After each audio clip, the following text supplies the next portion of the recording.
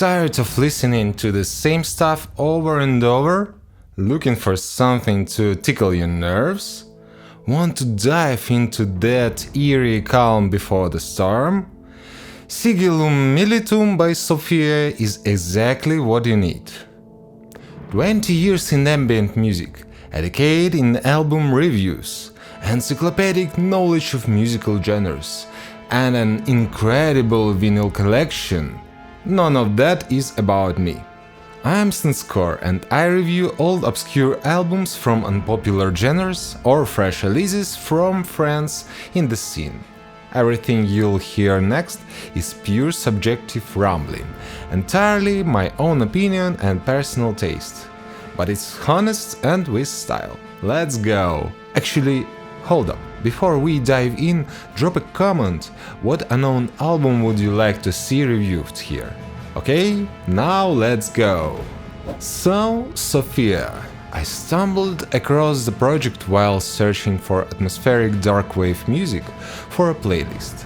One that, of course, I sneak my own tracks into from time to time. I wouldn't call myself a die-hard fan of that specific subgenre martial ambient, but whenever I come across it, I stop and soak in the sounds of war.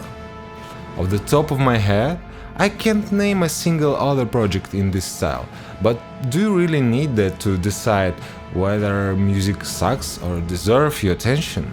Exactly this one falls into the latter category. It ticks all the genre boxes. Minimalist cover, muted tones, gothic aesthetics. Is this gothic, right?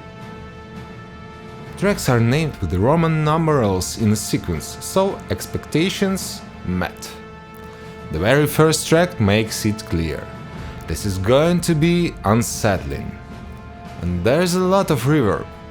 Feels like someone decided to start a war inside an impossibly massive palace. Thick, authentic percussion forms the backbone of the whole album. Marching rhythms, as expected. Along with those booming toms, you've got brass sections blaring. They sound both majestic and ominous. As a fan of epic soundscapes, I'm in. I couldn't dig up how the album was recorded, but those horns sound surreal to me, and honestly, I doubt since could we recreated that vibe back in 2000. If I'm wrong, drop a comment. No, you won't hear songs. Just a slow, terrifying recitative straight from the abyss, guaranteed to resonate with anyone carrying a healthy dose of childhood trauma. The album's not uniform. Every track brings its own tempo, sometimes drifting fully into ambient territory, sometimes pulling you right back into a full-on parade march down a city street. That push and pull keeps it interesting.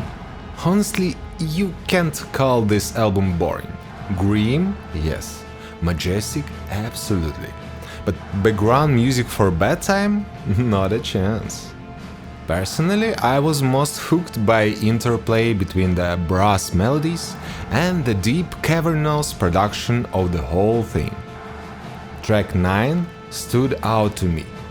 Is the one I added to my ethereal darkwave playlist. Opens with a brass section that carries you all the way through to the end, gives you that feeling of looming danger or a brutal battle with no retreat, victory or death. And the crowd is rhythmically hammering swords against shields, chanting a single word over and over. But what the word is, can't tell, lost to time. The man behind Sophia is Peter Patterson, also known from Arcana.